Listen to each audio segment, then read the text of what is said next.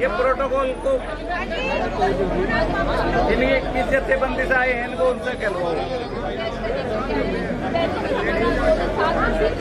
इस बार हमारे बुजुर्ग किसान स्पेशल कार्ड इशू वो यहाँ पर आ सकते हैं और 3 बिलों के बारे में जो बार बार हमारी गवर्नमेंट के साथ हमारे मुद्दे करवा रहे हैं।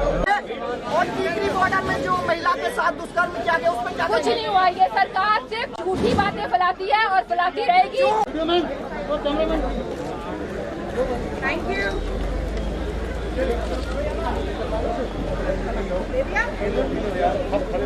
मोदी तक बचाए दिए थे थारे फूफे आ गए।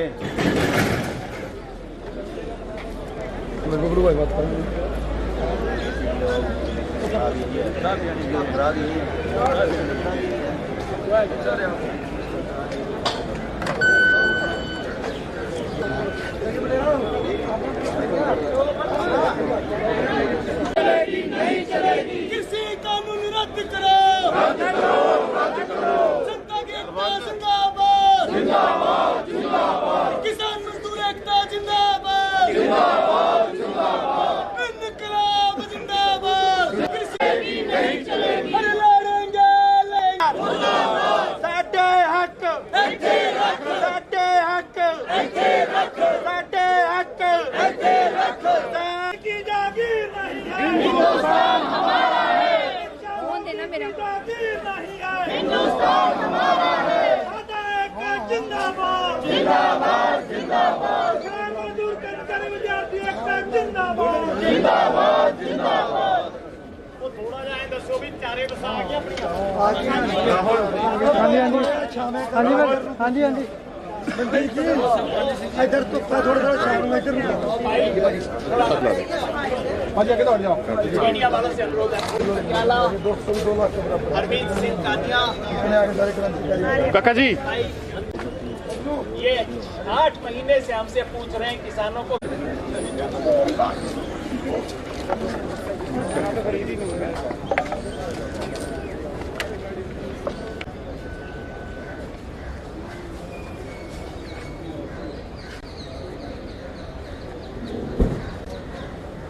हमारे साथी शहीद अमर रहे, अमर रहे, अमर रहे। हमारे साथी शहीद अमर रहे, अमर रहे, अमर रहे। ओम शांति शांति।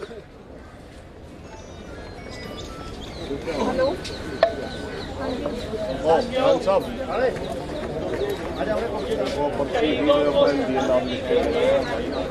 इस किसान संसद में वो काम किया है जो उस संसद में पिछले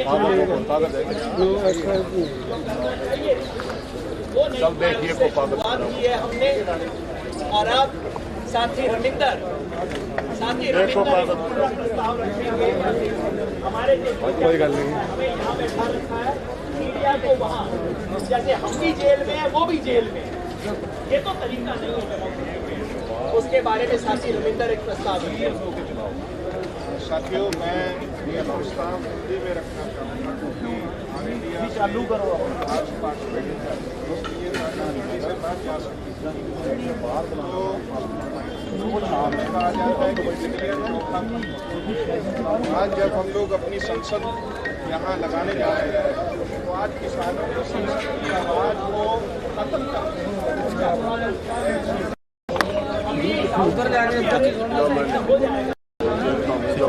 जमा बैठना बंद हो यार हमारे।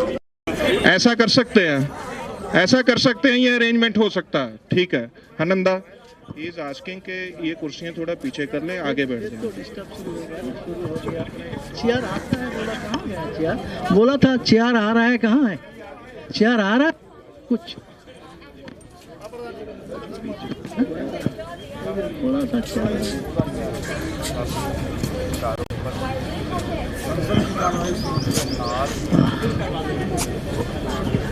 आदरणीय किसान भाइयों, आज हम संसद के सामने जंतर मंतर में किसान संसद संगठित कर रहा है, क्योंकि संसद होता है सर्वोच्च संस्थाएं जहां कोई भी समस्या चर्चा होता है, कोई भी कानून पारित होता है, कोई भी चर्चा करके पारित करके लागू करने का व्यवस्था होता है। और संसद के सामने मसौदा होने के बाद उस राज्यसभा में चर्चा नहीं होता, सिर्फ लोकसभा में होता है। मगर दोनों हमारा संविधान में लिखा है, मगर मोदी सरकार आने के बाद क्या किया, जबरदस्ती, क्योंकि कोई स्पीकर एक बार लिख दे, कोई बिल को लिख दे, अर्थ बिल, फिनांस बिल रिकमेंड कर देंगे तो वो सब, फिर भी कोई बिल को हमारा स्पीकर अनाउंस कर देता है फिनांस बिल, और वो उसी का तरह चर्चा होता है। ये एक के बाद संसद का सारे तरीका, संसद में जो चर्चा होता है जबरदस्ती, आपको मालूम है वहाँ चर्चा के विषय तय नहीं होता। पिछले 3 दिन से कितना झगड़ा हुआ, विरोधियों ने बोला हमारा किसान का इशू और देश बेचने का जो सवाल हो रहा है, ये सब इशू चर्चा करो, मगर वो चर्चा करने के लिए राजी नहीं हुआ, बहुत झगड़ा हुआ। तो इस परिस्थिति में आम चाहते हैं कि संसद में हमारा जो मुख्य बातें हैं वो बात को हम रखें, सब लोग अपना सूझबूझ के आधार पर अपना बात रखें और उसके बाद चर्चा के बाद उसको पारित किया जाए। ये संसद का तरीका होता है, एक गरिमा होता है। इसलिए आज ये जो किसान संसद है, ये किसान संसद में हम हमारा जो बिल है, बिल पर चर्चा करेंगे, क्योंकि अपना मालूम है जो 3 काला कानून के खिलाफ हम लड़ रहा है, एक एपीएमसी का है कानून, एक कॉन्ट्रैक्ट फार्मिंग का कानून है, और एक है एसेंशियल कमोडिटी को खत्म करने का कानून, राशन व्यवस्था को। वो तीनों कानून जो है, ये तीनों कानून पार्लियामेंट में चर्चा ठीक से नहीं करवाया, लोकसभा में जबरदस्ती थोड़ा देर में पारित कर दिया, चर्चा किया बिना। राज्यसभा में तो चर्चा ही करने दिया, एमपीज को मारपीट किया मार्शल से और जबरदस्ती उसको पारित किया। वोट होता है पार्लियामेंट में, कोई भी सवाल में हर मेंबर को वोट देने का हक है। एक मेंबर मांगेगा वोट चाहिए तो देना पड़ेगा 500 से, एक कानून है। मगर ये मोदी सरकार कोई बार ने वोट करने के लिए वोट नहीं करने नहीं दिया है, ऐसा जबरदस्ती पास किया है। इसलिए वो 3 जो काला कानून है, हम इस संसद में इस पर चर्चा करने के बाद इसको हम बातिल खारिज करने का हमारा मांग है। 8 महीने से किसान यही मांग कर रहा है। तो आज किसान संसद में यहाँ चर्चा करेंगे और ये चर्चा करके ये कानून क्यों हमारा किसान आप रखेंगे, और उसके बाद ये किसान जो बिल है इसका पार्लियामेंट में चर्चा करने के बाद हम ये संसद, किसान संसद, इसको खारिज करेंगे और ये रिकमेंडेशन हम देशवासियों के सामने रखेंगे। हमें भाग लेंगे जो कॉमरेड जो भाग लेंगे। आप पन्नू, अच्छा पन्नू साहब आइए, पांगू साहब आइए। अच्छा वहाँ पांगू साहब पहले पन्नू जी बोलणगे जी।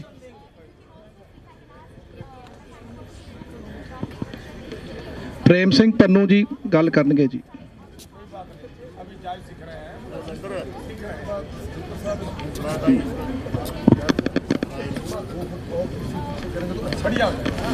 पीछे का वो नाच के पास वो दूर बैठता है, डर लगता है उसको, डर लगता है उसी की उसी की तरफ जाएंगे भाग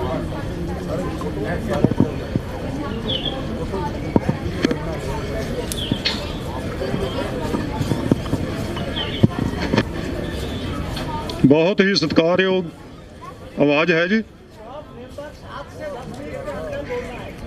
10 मिनट के अंदर 10 मिनट्स। यस,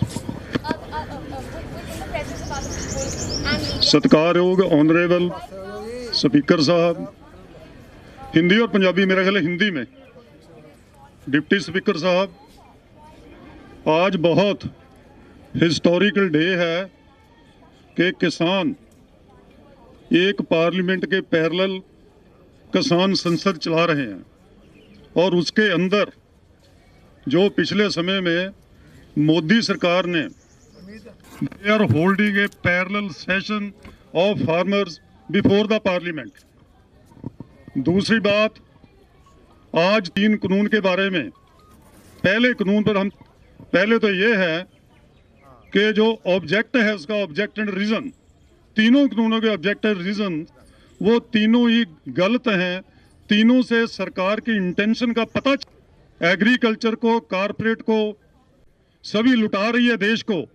तो एग्रीकल्चर जिसमें बहुत इन्वेस्टमेंट चाहिए, तो सरकार का कहना यह है कि इसमें प्राइवेट लोग इन्वेस्टमेंट करेंगे, जो अदानी अंबानी है वो करेंगे, प्रोवाइडेड जो छोटे फार्मर्स हैं, जो 2 से 5 एकड़ वाले हैं, उनको इसमें से निकाल दो, और बहुत बड़े क्लस्टर हैं जो 5,000 एकड़ 10,000 एकड़ के बनाओ। एक तो उसका ऑब्जेक्टिव ये है, और दूसरा ये है कि जो छोटा किसान है, 86% है हमारे देश के अंदर स्मॉल होल्डिंग वाला, उसका एग्रीकल्चर नॉन प्रॉफिटेबल है, इसलिए उसको एग्रीकल्चर से निकालना है। ये 2 ऑब्जेक्टिव्स हैं तीनों कानूनों के, इसलिए दोनों ही एंटी फार्मर हैं, प्रो कारपोरेट हैं। अब मैं पहले कानून पर आता हूं। पहले कानून के अंदर सबसे जो खतरनाक है, जो सरकारी मंडियां 1961 में बनी थी, उनको खत्म करता है, और पैरेलल एक प्राइवेट मंडियों का सिस्टम वो पैदा करता है, बनाने की इजाजत देता है। इस कानून के अंदर जो फूड स्टफ्स हैं, क्योंकि हमारा जो संविधान है, संविधान के अंदर ये लिखा है, जो 3 लिस्ट संविधान की हैं, एग्रीकल्चर स्टेट लिस्ट में 14 एंट्री में है, स्टेट सब्जेक्ट है, और सरकार ने ये कानून जो एंट्री 33 है इन द कंकरेंट लिस्ट, उसको यूज करके बनाए, जो ट्रेड एंड कमर्स से ताल्लुक रखती है। जो फार्मर्स हैं, ना तो वो ट्रेडर हैं, ना वो कोई कमर्स का काम करते हैं, फार्मर्स या प्रोड्यूस करते हैं, मार्केट करते हैं। इसलिए हमारा जो फर्स्ट इतराज है, जो फर्स्ट पॉइंट वो है कि तीनों कानून अनकॉन्स्टिट्यूशनल हैं। जो सेंट्रल गवर्नमेंट है, that is not competent to enact the कानून on the state, on the agriculture which is state subject. दूसरी बात यह है कि वो कहते हैं फूड स्टफ से कानून बनाए।